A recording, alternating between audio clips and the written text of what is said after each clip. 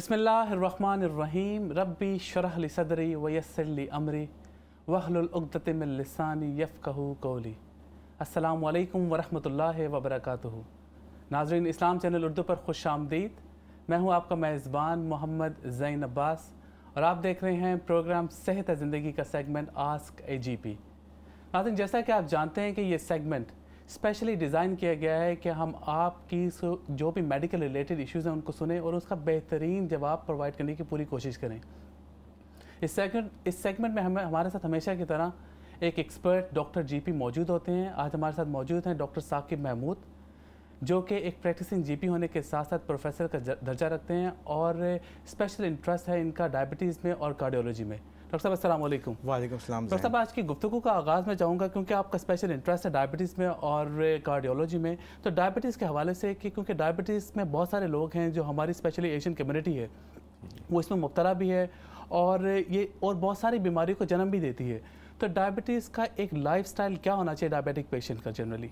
सबसे पहली बात तो ये है कि ये इस्लाम चैनल उसके हवाले से मैं कहूँगा कि हर चीज़ मॉडरेशन में की जाए। तो डायबिटीज़ होती क्यों है, तो सबसे पहली बात हम अब जिक्र करेंगे डायबिटीज़ नंबर 2 के बारे में। दो तरह की डायबिटीज़ होती है। एक तो ये होती है जिसमें आपका कंट्रोल नहीं है, आपकी बॉडी के ख़िलाफ़ एक ऐसी चीज़ें बन जाती हैं एंटीबॉडीज़ जो कि पैनक्रियास को ख़त्म कर देती हैं। इसको कहते हैं टाइप 1, जिसमें लोगों को शुरू से ही इंसुलिन लगानी पड़ती है। लेकिन हम बात कर रहे हैं इस वक्त टाइप 2 डायबिटीज़ की, जो कि शुरू में टैबलेट या फिर आपकी ग़िज़ा की डाइट कंट्रोल से जो है ठीक हो सकती है। तो उसमें होता यह है कि लोगों का वज़न बढ़ने लगता है, एक्सरसाइज और जो उनकी काम करने की चीज़ें हैं वो कम होती जाती हैं, लाइफस्टाइल उनका बिगड़ता जाता है, हर चीज़ जो है बैठ के करते हैं, जो इतनी खुराक लेते हैं उसको खर्च नहीं करते, तो बॉडी जो है एक्यूमुलेट करने लगती है, बढ़ती जाती है, वज़न बढ़ता जाता है। तो फिर होता ये है कि जो आपकी अपनी इंसुलिन है वो नाकारा हो जाती है। तो जो उसका काम होता है इंसुलिन का कि जो खून में जो शुगर है उसको वापस भेजे सारी आपके ऑर्गन्स को, क्योंकि ये शुगर जो होता है फ्यूल होता है बॉडी का, तो उससे जो है आपकी बॉडी की सारी फंक्शनिंग होती है। तो अगर वो जा ही नहीं रहे तो बॉडी को ऐसा लगता है कि भाई कमी है खुराक की, तो उसमें ये नुकसानात होने लगते हैं, फिर बॉडी के अंदर डैमेज होता है। उसके असरात बेइंतहा हैं, तकरीबन हर जिस्म का जो ऑर्गन है हर वो असर हो सकता है। आँखों पे असर होता है, गुर्दों के ऊपर असर हो सकता है। सबसे जो ख़तरनाक उसका जो इफ़ेक्ट है वो है दिल के ऊपर। तो बहुत सारे जो डायबिटिक लोग होते हैं उनको हार्ट की प्रॉब्लम हो जाती है, इसलिए कि जो हार्ट की जो नसें हैं डायबिटिक लोगों में वो बंद होने लगती हैं शुगर के बढ़ने की वजह से। तो इसलिए सबसे बेहतरीन चीज़ ये है कि आप अपने एतदाल से करें, खाना एतदाल से करें, एक्सरसाइज करें, रेगुलर तरीके से जो दवाइयाँ आपको दी गई हैं उसको बिल्कुल रेगुलर तरीके से इस्तेमाल करें। बिल्कुल सही फरमाया डॉक्टर साहब आपने कि एतदाल इस्लामी हवाले से भी एक बैलेंस डाइट बहुत ज़रूरी है। हमारे साथ एक कॉलर मौजूद है, उनको भी साथ शामिल करते हैं। जी अस्सलाम वालेकुम। वालेकुम सलाम जी, कौन सा बात कर रहे हैं और क्या सवाल करना चाहेंगे? मेरा नाम है मोहम्मद अली और मैं करना चाहता हूँ डायबिटिक के बारे में। मैं खुद डायबिटिक हूँ।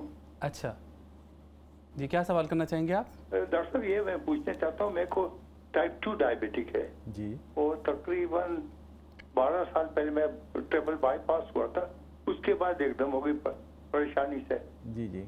फिर मेरे को डॉक्टर साहब ने एक शाम में उसके बाद मेटफॉर्मिन लेता था। जी जी। अब वो उसका क्या हुआ कि हर वक्त 4 महीने बाद 3 महीने बाद मैं ब्लड टेस्ट करवाता था।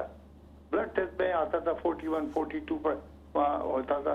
तो आखिर में मैं कहा भाई मेरे को तो कुछ है ही नहीं, और मैं बराबर शुगर हमेशा रोजाना 2 चमचे शुगर चाय में लेता हूँ, 3 दफा चाय पीता हूँ। इसके अलावा बाहर तक मीठा बनता है, सेवई बनती वो खाता हूँ, तो मुझे तो कोई असर नहीं हुआ। तभी उन्होंने एक मेरी मेटफॉर्मिन कर ली अभी, लेकिन जब भी अभी ब्लड प्रेशर टेस्ट जब भी होता है वही 41 42 बताता है। तो आपका क्या कहूँ, क्या मैं बंद कर दूं मेटफॉर्मिन लेना? बिल्कुल। उससे बात की मैंने GP से, उनका भाई आप कंटिन्यू अंकल आप 86 से हैं, आप क्या कर रहे हैं? आप यही है कि एक लेती रहो मेटफॉर्मिन। उनका सवाल बेसिकली जब भी मैं टेस्ट करता हूँ, रोजाना मैं अपने टेस्ट करता हूँ ब्लड शुगर 5.0 4.9 इस किस्म का। अच्छा, पहला सवाल मैं आपसे करना चाहूँगा कि उम्र कितनी है? 86। 86। अच्छा ठीक है। तो अगर आपकी उम्र इतनी है और आपकी जो शुगर आप बता रहे हैं कि बिल्कुल 5 या 6 आ रही है और आप एक मेटफॉर्मिन ले रहे हैं, उससे कोई फ़र्क नहीं पड़ता। मेटफॉर्मिन के बड़े फ़वाइद हैं। एक तो फ़वाइद ये है कि सबसे बड़ा फ़ायदा है कि वो हार्ट को प्रोटेक्ट करता है और आपको पहले ही हार्ट की बीमारी हो चुकी है, तो इसलिए उसको कंट्रोल में रखती है। लेकिन अगर आप उससे आपको कोई तकलीफ़ हो रही है, आप नहीं लेना चाहते, तो क्योंकि आपकी उम्र इतनी है तो हम लोग थोड़ा रिलैक्स हो जाते हैं इतनी उम्र में। और आपको फिर हम ये भी नहीं कहेंगे कि ये ना खाएं वो ना खाएं, आप बस हर चीज़ एतदाल से करें और शुगर के ऊपर आप कंट्रोल रखें, देखते रहें हर वक्त जैसे आप कर रहे हैं, बिल्कुल ठीक कर रहे हैं। अगर आपकी 5, 6, 7 अगर आ रही है सिंगल फिगर में तो बिल्कुल ठीक है। अगर आपको उससे कोई साइड इफ़ेक्ट हो रहा है तो आप बंद भी कर सकते हैं, लेकिन एक ही गोली है उसको खाते रहें आप, उससे उसके बड़े फ़वाइद हैं, उससे आपका लेवल जो है मेंटेन हो रहा है। ये भी हो सकता है कि अभी आपकी लेवल इतनी अच्छी इसलिए आ रही है कि वो एक गोली खा रहे हैं, अगर आप उसको बंद कर देंगे तो हो सकता है कि लेवल बढ़ जाए। तो इस वक्त जो आपने बताया कि 42, 41 ये है, ये बेहतरीन कंट्रोल है, ये तो बिल्कुल आइडियल चीज़ है। अगर मेरा तो ये दुआ होती कि सारे मेरे मरीज़ों का ये नंबर हो, लेकिन आपने बहुत अच्छा किया हुआ है, मेरे ख़्याल से आप हर चीज़ एतदाल से करते हैं।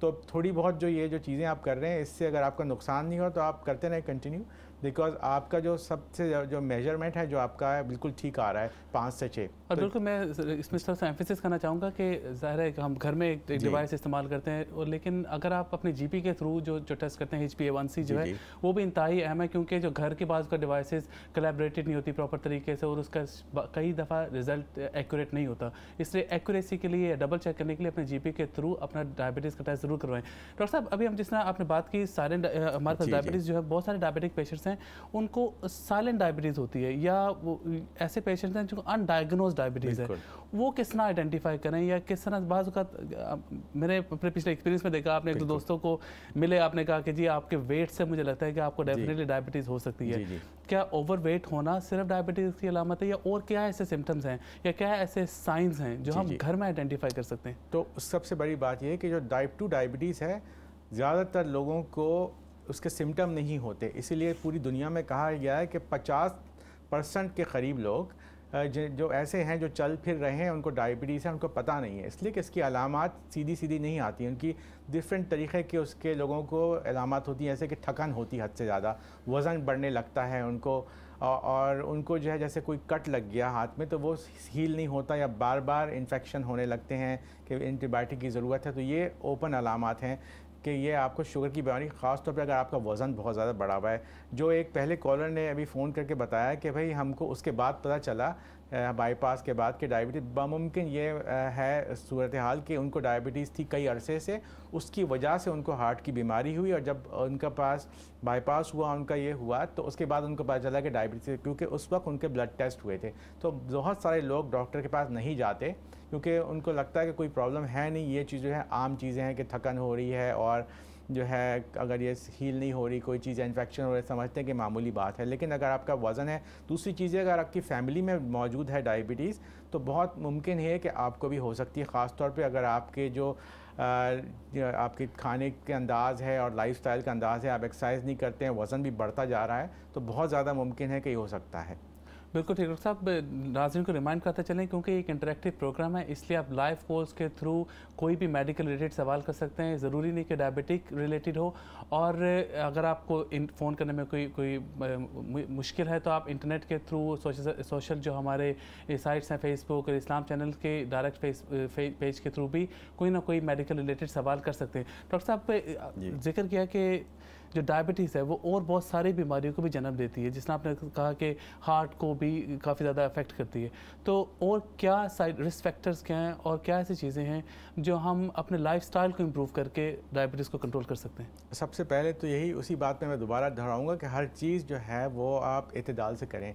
खाना अगर खा रहे हैं आप तो इतना खाएँ जितने आपको ज़रूरत है, जितना आप बर्न कर सकते हैं उसको, और अपने वज़न के ऊपर कंट्रोल रखें आप, और आप एक्सरसाइज रेगुलर तरीके से करें। कहीं आप जा रहे हों, जैसे मैंने पहले भी प्रोग्राम में जिक्र किया था कि लोग बिल्कुल गाड़ी वहाँ पार्क करते हैं गेट के पास टेस्को में, और बिल्कुल कोशिश ये करते हैं कम से कम चलें, उसको उल्टा करें, आप गाड़ी बिल्कुल दूर पार्क करें ताकि आपको उतनी एक्सरसाइज हो जाए। घर में अगर कोई चीज़ करनी है तो ऊपर नीचे जाएं आप, ताकि आपको खामखा की एक्सरसाइज हो, बहाने से एक्सरसाइज करें आप, क्योंकि इंसान को बनाया गया था काम करने के लिए, मेहनत मशक्क़त करने के लिए। अब हमारे पास आईपैड आ गए हैं और इंटरनेट है, फ़ोन है, तो हम कुछ भी एक्सरसाइज कर नहीं पाते, हर चीज़ एक बटन दबाते हैं और हमारा काम हो जाता है। तो इस चीज़ की वजह से डायबिटीज़ बहुत ज़्यादा बढ़ रही है फिर। और जो हम खाते हैं, बाहर के खाने खाते हैं, या फिर जो प्रोसेस फूड खाते हैं उसके अंदर शुगर बहुत ज़्यादा होती है, तो इन सब की वजह से भी नुकसान है। तो कोशिश ये करें कि फ़्रेश खाना पकाएं आप, और उसमें तेल की मिकदार कम से कम हो। अगर आप उसको तलने के बजाय उसको अगर ओवन में बना लें या फिर उसको बेक कर लें, एयर फ्रायर्स मौजूद हैं और बहुत सारी इस तरह की चीज़ें हैं जिसको आप डेली रूटीन में अपनी ज़िंदगी में ऐड करके और बहुत सारा फ़ायदा भी उठा सकते हैं।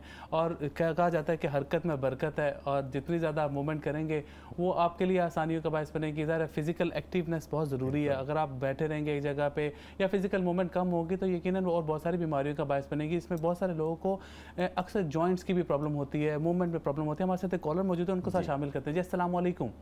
वालेकुम सलाम। जी मुझे ये पूछना था कि मुझे दिमाग में ऐसे जलन जैसा लगता है और दिल में जलन जैसा लगता है, तो क्या ये डायबिटीज की वजह से होता है?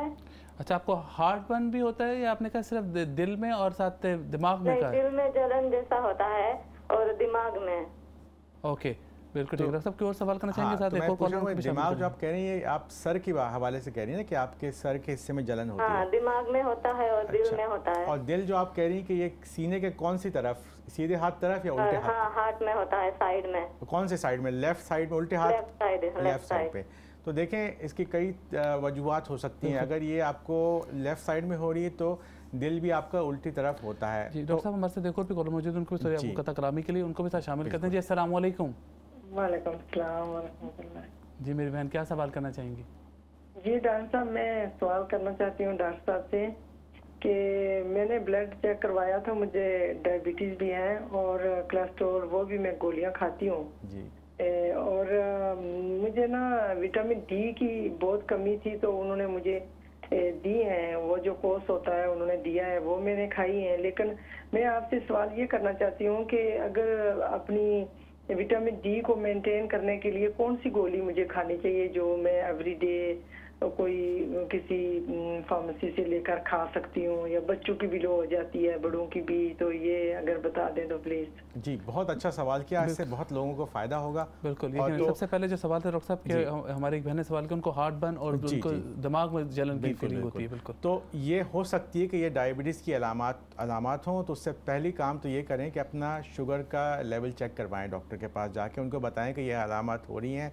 और एक हार्ट की एक वो मशीन होती है, इससे आपके सीने पे बहुत सारी वायर लगा के उसका टेस्ट किया जाता है, उसको कहते हैं ECG। वो करवा के देख लें आप, और चेकअप अपना करवा लें, कोलेस्ट्रॉल चेक करवा लें, अपना ब्लड प्रेशर चेक करवा लें कि कहीं ये तो नहीं है। पूरी डिटेल बताएं अपने GP को जाके। अगर ये हार्ट की अलामात है और उसमें उनको समझ आता है तो आपको रेफ़र कर दिया जाएगा। और पहली बात तो ये कि अगर डायबिटीज़ है तो उसका चेकअप करने से उसका इलाज फ़ौरन शुरू हो सकता है। और मुमकिन ये है कि कभी कभी डायबिटीज़ से, जैसे जैन ने कहा था कि बहुत सारी चीज़ें अफेक्ट होती हैं, तो कई ऑर्गन अफेक्ट होते हैं। तो नर्व्स आपकी अगर उससे डैमेज हो रही हैं, अफेक्ट हो रही हैं, तो उसकी वजह से जलन की अलामात भी हो सकती हैं। डॉक्टर साहब एक और कॉलर है, उनको भी शामिल करते हैं। जी अस्सलाम वालेकुम। वालेकुम सलाम। कैसे हैं? अल्हम्दुलिल्लाह। जी क्या सवाल करना चाहेंगे आप? खैरियत से? सर डॉक्टर साहब से मेरा सवाल है कि मेरे जो है फीट्स हैं, जो उनकी हील्स हैं, वो बहुत ज़्यादा क्रैक होती हैं। मैं बड़ी अच्छा केयर भी करता हूँ, लेकिन फिर भी वो हर दफ़ा क्रैक होती है और उसमें काफ़ी ब्लीडिंग वगैरह भी आती है। ओके, विटामिन की कोई कमी है या क्या वजह है? ओके, और आपकी एज कितनी है और वेट कितना है? सर मेरी एज 40 और वेट है अराउंड 70। अच्छा, आपको शुगर की बीमारी तो नहीं है? नहीं, शुगर की कोई नहीं। और कोई दवाइयाँ तो नहीं लेते किसी और? नहीं, कोई मेडिसिन कोई कुछ नहीं लेते। ठीक है, चलें बिल्कुल ठीक है। अभी आपको डॉक्टर साहब इसका जवाब देते हैं। बहुत शुक्रिया कॉल करने का। डॉक्टर साहब इसके बाद हमारे इससे पहले हमारे पास एक सिस्टर ने सवाल किया था, उनको ब्लड प्रेशर और डायबिटीज़ की प्रॉब्लम, ब्लड टेस्ट उन्होंने करवाया था, डायबिटीज़ की प्रॉब्लम है और उनको विटामिन डी की डेफिशिएंसी है। डॉक्टर साहब इसके अभी क्योंकि हमारे पास एक ब्रेक का भी वक्त हो जाता है, तो एक ब्रेक के बाद आके दोबारा इन सवालात का जवाब देंगे। बिल्कुल सर, आपको रिमाइंड कराते चलें कि इस प्रोग्राम का जो मकसद है वो ये है कि आपके अवेयरनेस में, नॉलेज में इजाफा किया जाए, ताकि हम घर बैठे जो हमारे पास रेमेडीज़ हैं वो उनको अवेल कर सकें, और जो जो बटन दबाने या किस जगह पे जाना है उसको हम आपको गाइड कर सकें, ताकि हम अपने बहन भाइयों को ज़िंदगी बचा सकें, उनके लिए आसानियों का बायस बने। और आप किसी भी तरह से लाइव कॉल्स करके हमारे पास कोई भी सवाल कर सकते हैं। आप इस्लाम चैनल की सोशल मीडिया साइट्स जो हैं, जिस तरह फेसबुक है, इस्लाम चैनल के डायरेक्ट चैनल से भी आप सवाल कर सकते हैं। इसलिए एक ब्रेक के बाद, मुख्तसर वक्त के बाद आपको दोबारा हाजिर होते हैं। Thank you.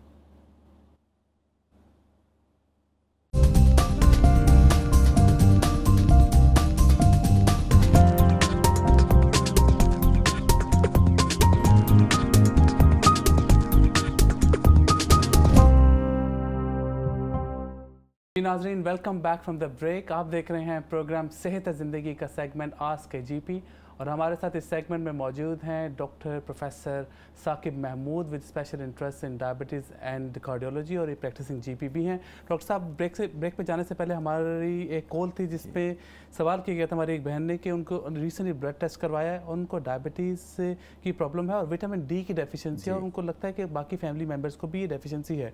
तो वो क्या ऐसी चीज़ खाएँ या क्या ऐसी जो मेडिकेशन है जो नॉर्मली अवेलेबल है मार्केट में जिससे उनके विटामिन डी की जो रेगुलर डेफिशिएंसी है वो ख़त्म हो सके? आई नो सनशाइन बेहतरीन मेरा ख्याल है उसके लिए सबसे इंपॉर्टेंट है, तो वो भी अगर आप बता सकें जो हमारे नाज़रीन को। तो ये जो विटामिन डी की कमी है बहुत ज़्यादा पाई जाती है हमारे लोगों में भी और जनरली पूरे यूरोप में और अमेरिका में, क्योंकि यहाँ पे हम लोग जो हैं अपने आप को घरों के अंदर बंद रखते हैं, फिर हमारी ख़वातीन अपने जिस्म को ढांक लेती हैं, तो सूरज जो है वो जब लगता है स्किन के ऊपर तो उससे विटामिन डी बनती है, तो वो बहुत हमको मौका कम मिलता है बाहर निकलने का, तो विटामिन डी की कमी बेइंतहा होती है। उसकी वजह से काफ़ी सारी तकलीफ़ें, बीमारियां, जोड़ों के दर्द होते हैं। तो ये बहुत अच्छा हुआ, बड़ी खुशी हुई मुझे कि आपके जीपी ने पिक कर लिया इसको और उसको जो है आपको बर वक्त उसका जो है इलाज भी दे दिया। लेकिन होता ये कि लेवल को मेंटेन करने के लिए आपको बाकी सारी ज़िंदगी एक थोड़ी सी मकदार की जो दवाई है वो लेनी होगी। उसके लिए आप कहीं भी किसी भी फार्मेसी के पास चले जाएं, उनसे कंसल्ट करें, वो आपको एक नॉर्मल सी जो है विटामिन डी की जो होती है मकदार जो ज़रूरत होती है डेली वो आपको दे देंगे। स्प्रे भी आते हैं उसके, लेकिन सबसे बेहतरीन जो उसका जो है ज़रिया है विटामिन डी का वो यही है कि सूरज से जो है आपकी सूरज की शुआएँ आपके स्किन को लगें, चाहे वो आपके फेस पे हों या हाथों पे हों, और कुछ अरसे के लिए हर रोज़ थोड़ा बहुत, तो उससे आपकी विटामिन डी बनती है। लेकिन बिल्कुल ठीक है, बिल्कुल, और बेशुमार ऑप्शंस अवेलेबल हैं, ओवर द काउंटर भी हैं, आप ऑनलाइन भी मंगवा सकते हैं, अपने फार्मासिस्ट से भी आप जाकर डिस्कस कर सकते हैं, कंसल्ट कर सकते हैं, वो भी आपको जो भी उनके पास अवेलेबल हैं वो आपको बता देंगे जो बेहतरीन विटामिन डी। और इवन कि अब तो ऑयल फॉर्म में भी आती है कि आप उसको वो एक ड्रॉप किसी भी चीज़ में डाल के पानी में या खाने में डाल के इस्तेमाल कर सकते हैं। तो बेशुमार ऑप्शन अवेलेबल हैं। Obviously sunshine is the best thing to do, वो अगर आप कर सकते हैं, सनशाइन आप ले सकते हैं, तो उसके अंदर विटामिन डी उससे बेहतर और दूसरी ऑप्शन मौजूद नहीं है। अच्छा डॉक्टर साहब, दूसरा अगला सवाल था कि जो हमारे एक भाई ने सवाल किया कि उनको हील्स पे क्रैक वगैरह की प्रॉब्लम होती है। बहुत सारे लोगों की प्रॉब्लम है कि वो एड़ियाँ फटी सी और उस पर बिल्कुल ड्राइनेस बहुत ज़्यादा होती है, वो क्या वजह है और क्या उसकी ट्रीटमेंट है? क्या किसी जिस्म में किसी चीज़ की डेफिशिएंसी की वजह से? सबसे पहली बात तो ये जो चीज़ है समझ लें कि जो खाल होती है आपकी, इसके अंदर भी पानी की मकदार होती है और इसको ये हेल्दी रखती है। तो बहुत सारे लोग, हम लोग जो हैं पानी जो है कम इस्तेमाल करते हैं, उसकी वजह से झिल्ली की जो अमराज हैं बहुत ज़्यादा होते हैं, उसको एक्जिमा कहते हैं, तो खुजली होती है, उनको खारिश होती। तो टांगों में ये होता है कि आप अगर नंगे पैर चलें या फिर बहुत ज़्यादा ऐसे वॉक करें एक्सरसाइज बगैर जूतों के, तो ड्राइनेस होती रहती है, और अगर आप क्रीम वगैरह ना लगाएं और आप पानी भी कम पिएँ तो ये जो खाल जो है उसके अंदर का जो पानी है वो गायब होने लगता है। तो फिर ये होता है कि खाल की जो उसकी जो होती है नॉर्मल टेक्सचर वो कम हो जाता है और सख्त होने लगती है, फिर वो क्रैक हो जाती है। तो उसका इलाज यही है कि सबसे पहले उसके लिए हील के बाम्स आते हैं बहुत सारे जो ओवर द काउंटर बेइंतहा मौजूद हैं, डिफरेंट तरीके। अगेन आप किसी फार्मेसिस्ट से जाके पूछें, वो आपको दे देंगे। वो लगाने से उसको नरम किया जाता है, इसकी उसको वापस उसको लाया जाता है। फिर उसके अंदर सॉफ्टनिंग के लिए उसके लिए मॉइस्चराइज़र होते हैं, वो सारे इस्तेमाल करें। और जो पहले जो क्रैक्स पड़ गए हैं और जो खाल उसकी डेड हो गई है उसको साफ़ करने के लिए उसके स्टोन्स आते हैं बहुत सारे, जिससे आप उसको रगड़ के घिस सकते हैं, जो आपकी डेड स्किन है उसको उतार सकते हैं आप। उसके बाद फिर आप उसको मेंटेन करें मुस्तकिल तरीके से, ये हील की जो क्रीम्स हैं लगाते जाएं। तो एक दफ़ा जब ये कंट्रोल हो जाएगा तो उसको फिर उसी तरह से चलने दें। फिर बिल्कुल ठीक है। नाज़रीन ने हमारी गुफ्तगू जो डॉक्टर साहब से हो रही थी डायबिटीज़ के बारे से, उसमें भी पूछते हैं डॉक्टर साहब से कि जो हार्ट से रिलेटेड तो कनेक्शन है ये डायबिटीज़ का, क्योंकि ज़ाहिर है कोलेस्ट्रॉल लेवल और ये सारी चीज़ें भी इफेक्ट होती हैं। लेकिन डॉक्टर साहब इसका मेन जो कॉमन मेजर रिस्क फैक्टर्स क्या हैं? क्योंकि जिस तरह हमने जिक्र किया कि अनडायग्नोज या साइलेंट डायबिटीज़ जो मौजूद होती है, तो उन लोगों को किस तरह के जो मेजर रिस्क फैक्टर्स हैं उनको, जिस तरह फैमिली हिस्ट्री है, स्पेशली हमारी एशियन कम्युनिटी में ये बहुत ही कॉमन है, तो किस तरह के जो मेजर रिस्क फैक्टर्स हैं that people should look for कि अगर इस तरह की कोई चीज़ है दैन देयर इज पॉसिबिलिटी कि उनको डायबिटीज़ हो सकती है? एक तो बहुत बड़ा risk factor being an Asian, जैसे हम लोग हैं तो हमारी जो कम्युनिटी में बहुत ज़्यादा पाया जाता है, ये एक सबसे बड़ा रिस्क फैक्टर है। फिर वज़न का बहुत ज़्यादा बड़ा होना, ये एक रिस्क फैक्टर है। खाने की खुराक जो है आपकी जो गलत अगर है वो एक अलग रिस्क फैक्टर है। फिर एक्सरसाइज ना करना ये रिस्क फैक्टर है। फिर फैमिली हिस्ट्री अगर है, अगर आपके एक पेरेंट हैं तो 30% के करीब आपकी जो है रिस्क होती है। अगर आपकी दोनों माँ बाप अगर आपके वो हैं, अगर उनको डायबिटीज़ है तो आपकी काफ़ी ज़्यादा 70% के करीब आपकी ये रिस्क हो सकती है डायबिटीज़। ठीक है डॉक्टर साहब, इसके ऊपर बिल्कुल और भी रोशनी डालते हैं। हम साथ एक कॉलर मौजूद है, उनको भी शामिल करते हैं। जी अस्सलाम वालेकुम। अस्सलाम वालेकुम। वालेकुम अस्सलाम। जी मेरी बहन, क्या सवाल करना चाहेंगे? जी मैंने पूछना है कि मुझे प्रेगनेंसी के दौरान शुगर हुई थी ना, तो उस दौरान मैं मेडिसिन ले रही हूँ। तो उसके बाद जब प्रेगनेंसी के बाद फिर मैं मेडिसिन नहीं ले रही, मुझे डॉक्टर ने बंद कर दी थी। तो अभी मैं घर पे शुगर चेक करती हूँ, तो समटाइम अभी हर रोज तो नहीं करती, लेकिन मैं 2-3 दिन के वक्फे से करती हूँ। तो कभी 7.8 होता है, कभी 5 ज़्यादातर 5.6, 5.8, 5.9 होता है। मैंने पूछना है, मेरा सवाल ये है कि हम कितने दिन तक मुसलसल करें, शुगर चेक करें, तो अगर वो कितनी हो जिससे पता चले कि दोबारा से हमें शुगर हो गई है। कोई और सवाल करना चाहेंगे डॉक्टर साहब? तो सवाल ये मैं करना चाहूँगा कि ये कब हुई थी प्रेगनेंसी आपको, जो डायबिटीज़ हुई थी प्रेगनेंसी? ये 1.5 साल पहले। 1.5 साल पहले, ठीक है।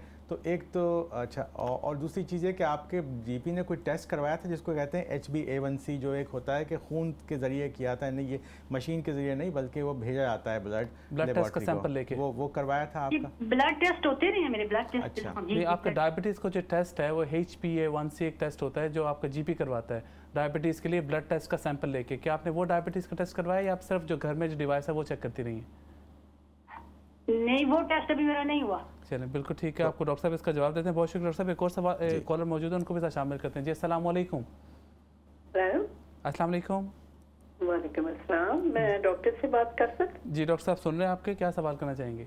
मैं भी डायबिटिक पेशेंट हूँ जी। मुझे भी प्रॉब्लम होती है पाँव की, जो तले है ना उनमें, और अराउंड द एंकल जो है ना मुझे क्रैम्प्स बहुत पड़ते हैं। अच्छा, पाँव के तले में आपको किस तरह की प्रॉब्लम होती है? क्रैम्प्स पड़ जाते हैं। Cramps, okay okay. कोई डॉक्टर साहब कोई सवाल जी? तो आपको ये शुगर की बीमारी कितने सालों से है? अबाउट 12-13 ईयर्स तो हो ही गए हैं, बट शुगर की मेरी है तो कंट्रोल है, तो मैं इसके लिए ट्रीजेंटा लेती हूँ जी, और मैं वो कोलेस्ट्रॉल के लिए एक टैबलेट लेती हूँ जी, और एक जो है वो मैं ब्लड प्रेशर के लिए जी लेती हूँ दो गोलियां वो। तो एक अभी रिसेंटली डॉक्टर ने नई गोली लगाई है, ग्लिप्टर नहीं समथिंग ज़ाइन है समथिंग 10 mg की है, रिसेंटली लगाई है, अभी मैंने इसी हफ्ते में शुरू की है। लेकिन जो है ना मुझे फड़कती बहुत है, मेरे पाँव की भी उंगलियां फड़कती हैं, और पाँव के तले जो है ना उनमें और एंकल में अराउंड जो है मुझे क्रैम्प्स बहुत पड़ते हैं, स्पेशली नाइट टाइम में जब बेड पे होती है उसमें बहुत बुरी तरह क्रैम्प्स पड़ते हैं, और फिर मुझे ना उठ जाना पड़ता है, खड़ी होती हूँ फिर मसाज करके तो, लेकिन ऐसी कोई नहीं है, स्किन में पाँव में कोई प्रॉब्लम नहीं है, कोई एड़ियाँ नहीं फटी हुई, ना कोई इस तरह की प्रॉब्लम है, क्योंकि मैं ऑलवेज लोशन जो है ना इस्तेमाल करती हूँ। दो सवाल करना चाहूँगा आपसे, एक आपका वजन ठीक है या ज़्यादा है वजन? मेरा वजन है अबाउट 73। अच्छा, दूसरा सवाल ये है कि आपका जीपी ये कहते हैं कि आपकी शुगर कंट्रोल है या कंट्रोल से बाहर है? नहीं, वो कहता है कि कंट्रोल है। कंट्रोल है, ठीक है। इसलिए मेरी उन्होंने ना मेटफॉर्मिन बंद कर दी है जी, तो मैं सिर्फ एक ट्रीजेंटा लेती हूँ जी नाइट टाइम के आफ्टर फूड।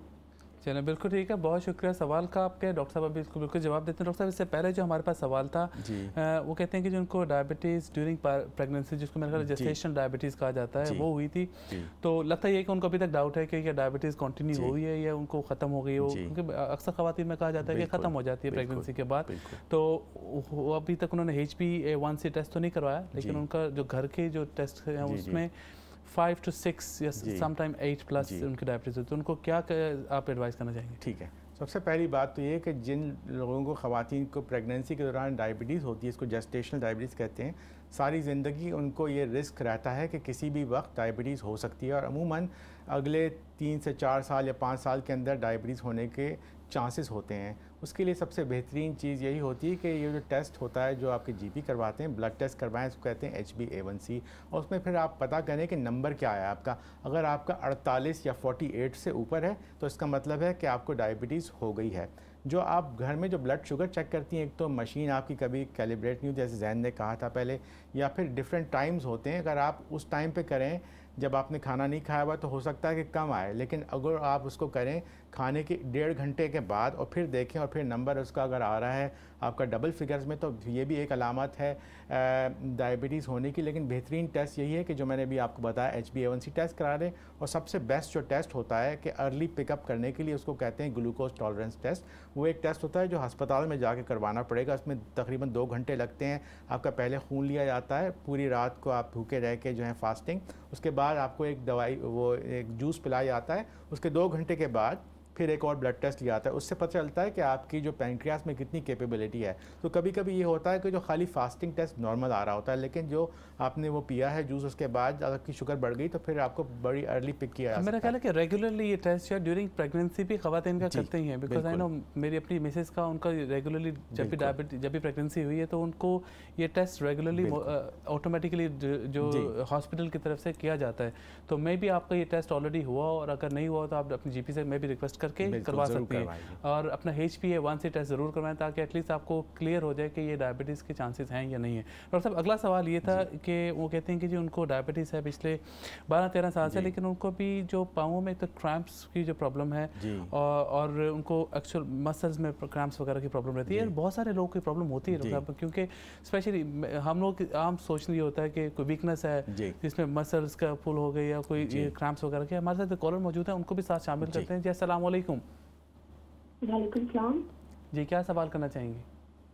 जी मेरी मदर हैं, उनके वो डायबिटिक हैं और उनके हार्ट की भी मेडिसिन ले रही है, ब्लड प्रेशर की, हाई ब्लड प्रेशर की सारी मेडिसिन लेती है। लेकिन डॉक्टर ने कुछ टाइम पहले उनका ECG भी की थी। वो डॉक्टर कहते हैं कि उनकी सारी रिपोर्ट्स बिल्कुल ठीक है, लेकिन वो उन्हें कभी कभी फील होता है कि वो फेंट होने वाली है और दिल बहुत ज़्यादा घबराता है। ओके, डॉक्टर की और सवाल करना चाहेंगे? तो ब्लड प्रेशर की दवाइयाँ लेती हैं वो?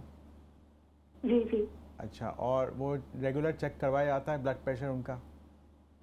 हाँ जी, जब भी चेक करते हैं सही होता है, मतलब इतना ज़्यादा नहीं होता, 160 तक उनका नॉर्मली इतना रहता है। अच्छा, तो ये आपने कभी 170 भी चला जाता है। जी 170 ज़्यादा है।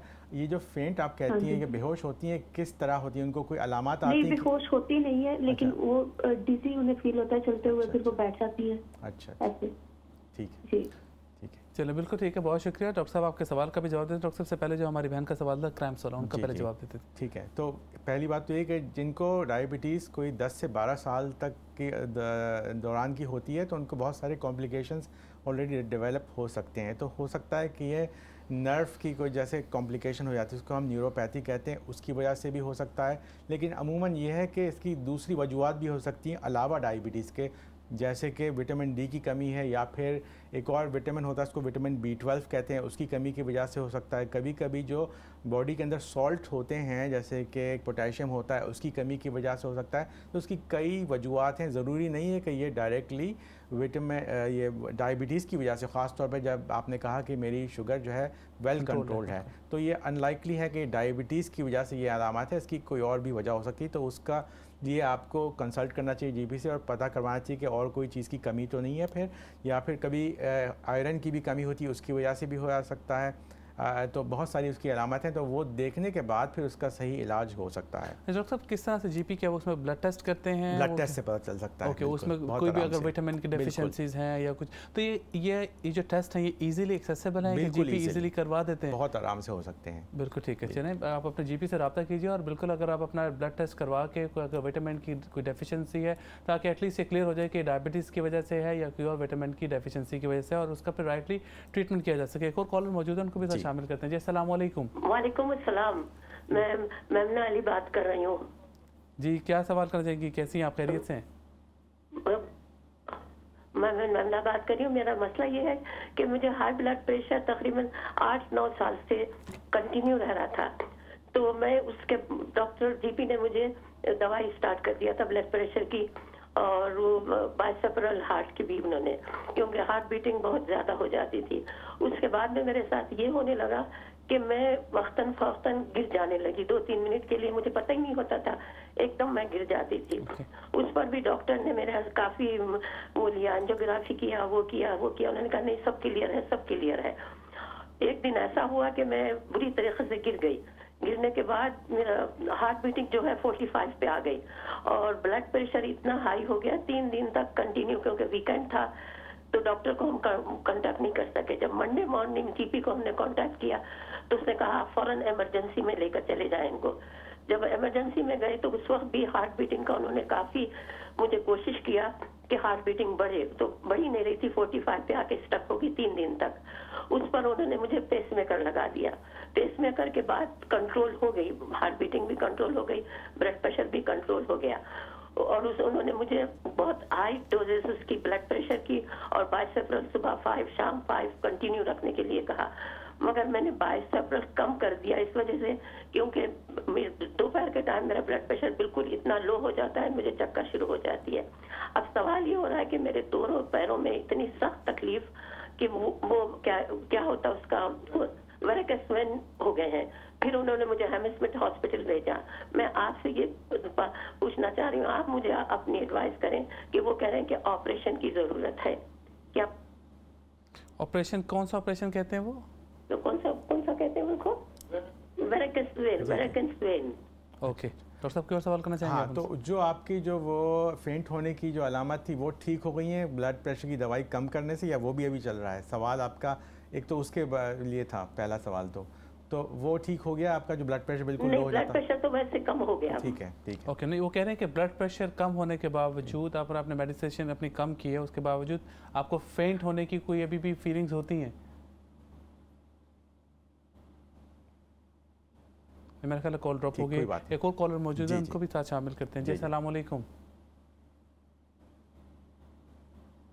अस्सलाम वालेकुम। वालेकुम सलाम जी, कौन बात कर रहे हैं, क्या सवाल करना चाहेंगे आप? जी आवाज़ आ रही है आपको?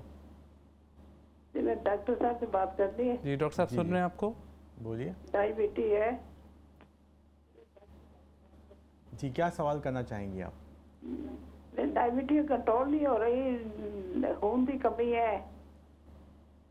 डायबिटीज कंट्रोल नहीं हो रही है, आपके खून की कमी है? मैं प्रॉपर उर्दू नहीं बोल रही, पंजाबी दस्या करो दे। जी जी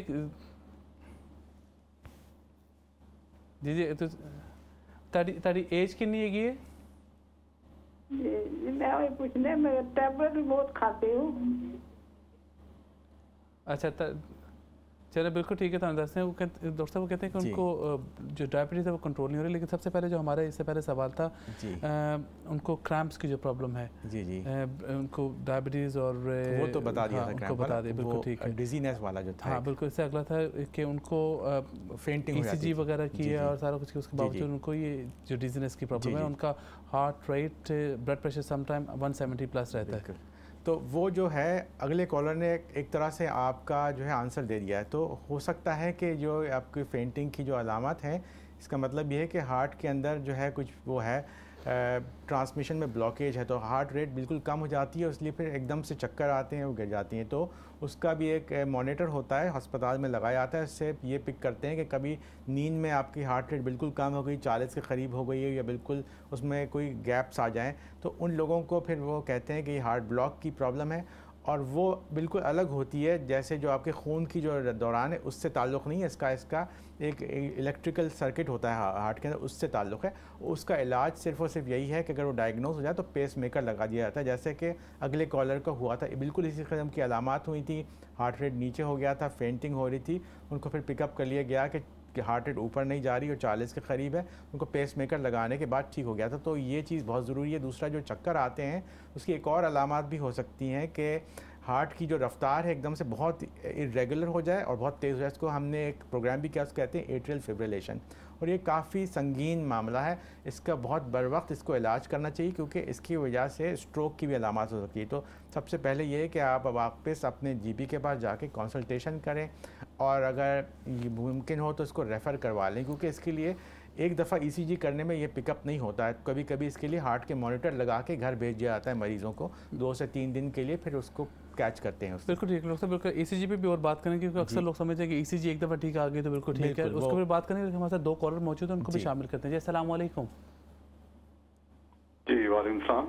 जी मेरे भाई क्या सवाल करना चाहेंगे आप? जी वेरी क्विकली जी, मैं 68 साल की मेरी उम्र है और 20 साल पहले मेरा बाईपास हुआ था।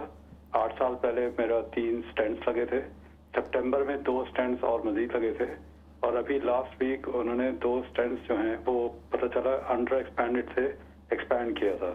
अच्छा, वो कह रहे हैं कि रिपोर्ट बहुत अच्छी है, सब कुछ है। अब प्रॉब्लम ये है जी कि जब से मैं घर आया हूँ, ये लास्ट प्रोसीजर से मंगल को हुआ था, तो मुझे बीच रात में बहुत चेस्ट में दर्द और एंजाइना हो रहा है। कोई 2-2:30 बजे मैं बीच रात में उठता हूँ, तो 1-1.5 घंटे के बाद फिर नींद आती है। वो अटेनोल लेके और 12 मैं दुआ पढ़ता हूँ, सब कुछ करता हूँ। तो पहले जो है इस लास्ट वीक के प्रोसीजर से पहले मुझे हर हफ्ते 2 हफ्ते के बाद एंजाइना की प्रॉब्लम होती थी रात में। वैसे एंजाइना की प्रॉब्लम मुझे बहुत दिन से हो रही है, 2-3 साल से। तो ज़रा मुझे बता देंगे कि जो रोज़ रात को जो ये प्रॉब्लम हो रही है एंजाइना की और हार्ट में प्रॉब्लम, ये नॉर्मल है प्रोसीजर के बाद या मुझे वापस हॉस्पिटल जाना चाहिए?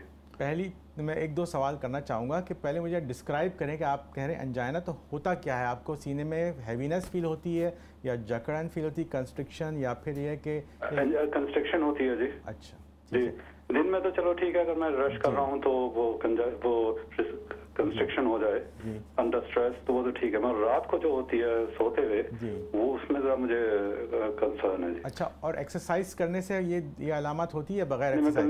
एक्सरसाइज नहीं कर सकता जी। अच्छा, ना मैं ज्यादा चल सकता। बिल्कुल, उनका कि रात को सोते ज्यादा। अच्छा, तो जब ये होता है तो आप स्प्रे इस्तेमाल करते हैं, इसको कहते हैं GTN स्प्रे, वो करके उससे कम होता है कि नहीं होता ये दर्द?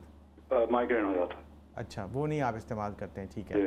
तो अब ये काफ़ी मुश्किल चीज़ है इसको बताना कि ये इसकी हार्ट की वजह से कई और चीज़ें भी हो सकती हैं। और भी हमारे साथ कॉल मौजूद है, उनको भी साथ शामिल करें। ठीक है जी, बिल्कुल जी। अस्सलाम वालेकुम। जी अस्सलाम वालेकुम। वालेकुम सलाम जी। जी कौन सा बात कर रहे हैं, क्या सवाल करना चाहेंगे? जी मैं जाज बोल रहा हूँ शेफील्ड से जी।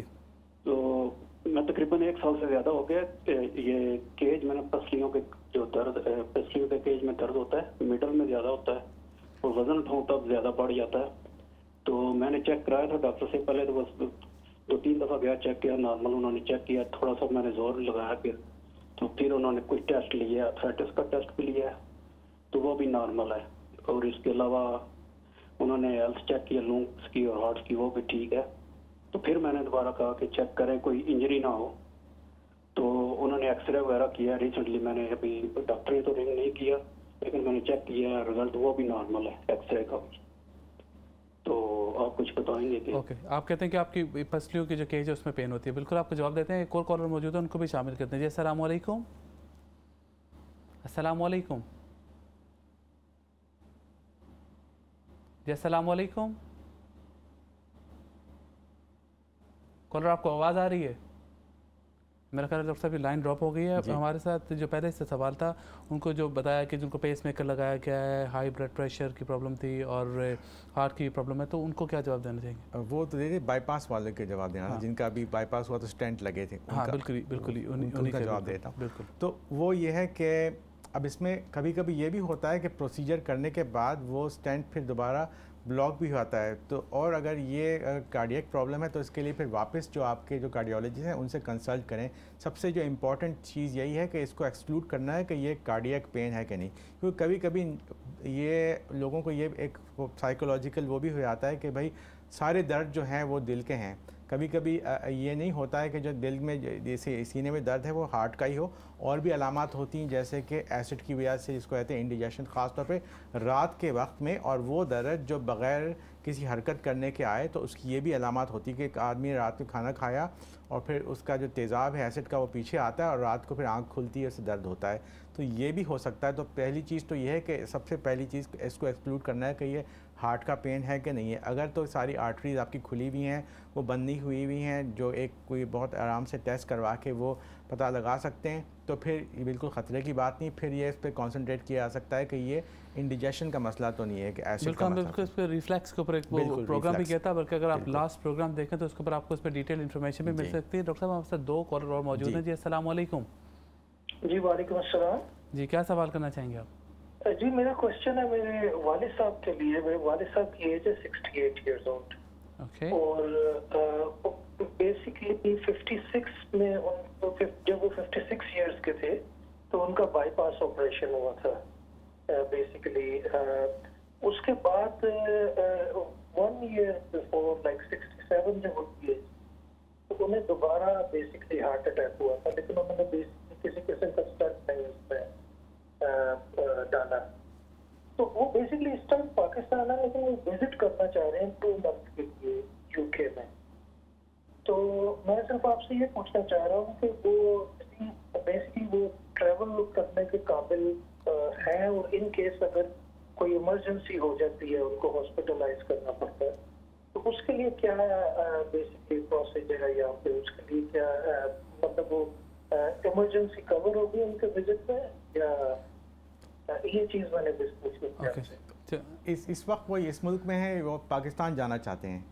नहीं, पाकिस्तान में मौजूद है, पाकिस्तान से यहाँ 2 महीने के विजिट पे आना चाहते हैं। लास्ट टाइम वो बड़े भाई के पास कनाडा में थे। जी। तो वहाँ उनको ये मतलब हार्ट की प्रॉब्लम हुई, मतलब हार्ट अटैक हुआ, हॉस्पिटल में हॉस्पिटलाइज रहे थे वो 2-3 दिन के लिए।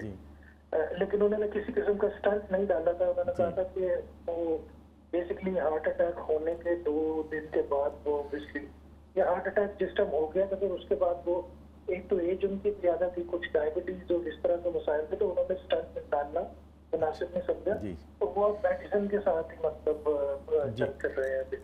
बिल्कुल ठीक है डॉक्टर साहब इसका आपको जवाब देते हैं। डॉक्टर साहब, इससे पहले हमारे पास जो सवाल था उनका शेफील्ड से उन्होंने कॉल की थी कि उनको रिब्स की जो पेन की प्रॉब्लम है। बिल्कुल, तो वो मैं फिर आंसर कर देता हूँ। बिल्कुल। तो वो जो है सबसे अच्छी बात जो आपने बताई कि सारे टेस्ट आपके नॉर्मल हुए हैं, तो ये बहुत अच्छी बात है कि कोई हार्ट का प्रॉब्लम नहीं था। तो ये काफ़ी लोगों को इस चीज़ की तकलीफ़ होती है कि ये दर्द रहता है और रिब केज के ऊपर।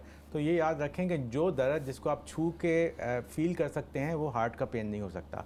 वो पेन होता है आपकी जो हड्डियां हैं, जो आपकी रिब की केज के अंदर वो जॉइंट्स होते हैं, उनके अंदर भी वरम हो सकता है। ऐसे कि घुटनों में होता है लोगों को, कुछ लोगों को यहाँ होता है। तो ये भी इसके अंदर जॉइंट्स हैं बहुत सारे। जब आप सांस लेते हैं तो आपकी ये खुलती हैं रिब्स, और उसके अंदर कभी कभी ये वरम हो जाता है, जिसको हम कहते हैं इंग्लिश में एक वर्ड है कोस्ट्रोकॉन्ड्राइटिस। तो वो एक स्वेलिंग हो जाती है उन सारे जगहों पे जहाँ पे ये जॉइंट्स हैं, और वो काफ़ी अरसे तक रहता है। और कभी कभी लोगों को इतना ज़्यादा होता है कि सांस वो कम लेते हैं, क्योंकि उनको तकलीफ़ होती है लंबा सांस लेने के लिए। तो उसके लिए बहुत सारी तदाबीर हैं, दवाइयाँ हैं बहुत सारी, जो आप अपनी फार्मेसी से कंसल्ट करें। काफ़ी सारे जो है मरहम टाइप की क्रीम्स होती हैं, वो लगा सकते हैं आप। उससे जो है ये वरम जो है वो कम हो सकता है। ओवर द काउंटर मेडिसिन होती हैं, कुछ एक्सरसाइजेस भी करें आप। और एक जो चीज़ होती है जो बहुत सारे लोगों को इसकी अंडरलाइंग कॉज होता है, वो होता है विटामिन डी की कमी की वजह से। तो वो ब्लड टेस्ट ज़रूर चेक करा लें, कि अमूमन ये करते नहीं हैं नॉर्मली, रूटीन में ये चेक नहीं किया जाता। बड़ी बड़ी चीज़ें की जाती हैं, ECG करा लिया जाता है, हार्ट के टेस्ट हो जाते हैं, कोलेस्ट्रॉल हो जाता है, डायबिटीज़ का, लेकिन ये नॉर्मली नहीं किया जाता। लेकिन ये बड़ा बेसिक टेस्ट है, तो वो ज़रूर करवा के देख लें, और अगर वो है तो फिर उसकी रिप्लेसमेंट की जाए। बिल्कुल डॉक्टर साहब, इसके बाद आखिरी सवाल जो हमारे पास आया था, और टाइम की बहुत ही हमारे पास किल्लत है, बिल्कुल प्रोग्राम के इख्तिताम का वक्त है बिल्कुल। तो इसको अगर आप इसको मुख्तसर कंक्लूड करते हैं, उनका क्या है, उनका सवाल ये था कि उनके वालिद साहब की उम्र जो है वो 68 ईयर्स है। उनको आज से 10 साल पहले तकरीबन हार्ट अटैक हुआ था, और उसको बाईपास का ऑपरेशन भी किया था उन्होंने, और अभी 1 साल पहले फिर दोबारा एक माइनर हार्ट अटैक और वो यूके विजिट करना चाहते हैं। अभी पाकिस्तान में मौजूद है, क्या उनके लिए सेफ़ है इस हालत में विजिट करना? क्योंकि अभी जब लास्ट टाइम उनको हार्ट अटैक हुआ था तो उनको स्टंट नहीं डाला गया, सिर्फ इसलिए क्योंकि उनकी कंडीशन हो सकता है कि सीरियस हो। तो आप क्या उनको रिकमेंड करते हैं? उसके लिए मुश्किल है कि यहाँ से बताऊँ, लेकिन एक सबसे बेसिक चीज़ ये है कि अगर उनके इस वक्त सिम्टम नहीं है अंजाइना के, और उनको एक कंडीशन कहते हैं अनस्टेबल एंजाइना, वो नहीं है कि बार बार उनको थोड़े थोड़े दिन के बाद दिल के दर्द हो रहा हो, तो फिर उनके लिए ट्रैवल करना नामुनासिब है। अगर वो बिल्कुल स्टेबल हैं, उनके वहाँ के जो मॉलेज हैं वो कहते हैं कि जी आपकी कंडीशन ठीक है इस वक्त, और उनसे क्लियरेंस ले लिया जाए, उनसे बेसिक टेस्ट करा के तो ही फिर सफ़र करना चाहिए। अगर उनको ऑलरेडी सिम्टम हो रहे हो मुस्तकिल, तो फिर काफ़ी ख़तरे वाली बात है कि फिर ट्रैवल करना। बिल्कुल। और साहब अक्सर लोगों को ये सवाल होता है कि स्पेशली क्योंकि जब यूके से यहाँ पर विज़िट पे आते हैं, और NHS तो ऑब्वियसली मेरा नहीं ख्याल की चीज़ कवर करती होगी क्योंकि यूर विजिटर, और ये इसमें आपकी इंश्योरेंस वगैरह जो है वही चीज़ों को कवर करेगी, और रिस्क फैक्टर भी मौजूद है। अगर अपने जो आपके पास जो पाकिस्तान में जो GP है, डॉक्टर मौजूद हैं, या जो कंसल्टेंट जिनसे आपका रब्ता है उनसे ज़रूर रब्ता करें, क्योंकि ट्रैवल जो है वो it could be risky for many people, specially जब उनको ऑलरेडी हार्ट अटैक हो चुका है, और रिसेंटली अभी उनको 1 साल पहले फिर दोबारा एक माइनर अटैक हुआ है। इसलिए अपने जो रेगुलर कंसल्टेंट है उससे ज़रूर रब्ता कीजिए। डॉक्टर साहब, ये जो हार्ट से रिलेटेड और डायबिटीज़ से रिलेटेड जो है ना प्रोग्राम, ये इंतहाई अहम है जी, और इसमें बहुत सारे लोगों को प्रॉब्लम है, इसलिए हमारे पास बहुत सारे कॉलर भी मौजूद होते हैं, और वक्त की किल्लत की वजह से हम उनको सबको साथ शामिल नहीं कर पाते, उनको डिटेल जवाब नहीं दे पाते। इसलिए हम कोशिश ज़रूर करेंगे कि हम एक स्पेसिफिक हार्ट से रिलेटेड और डायबिटीज़ से रिलेटेड प्रोग्राम करें, ताकि ज़्यादा से ज़्यादा लोगों को इससे फ़ायदा हो सके। और बहुत सारे लोग इसमें तकलीफ में मुब्तला हैं, और हार्ट क्योंकि एक बहुत ही अहम बीमारी है, इसलिए हमारी पूरी कोशिश होगी कि हम स्पेसिफिकली इसके ऊपर एक प्रोग्राम करें। इंशाल्लाह अगले प्रोग्राम तक के लिए आपके इजाज़त चाहते हैं। उस वक्त तक के लिए अल्लाह हाफ़िज़, फ़ी अमानिल्लाह।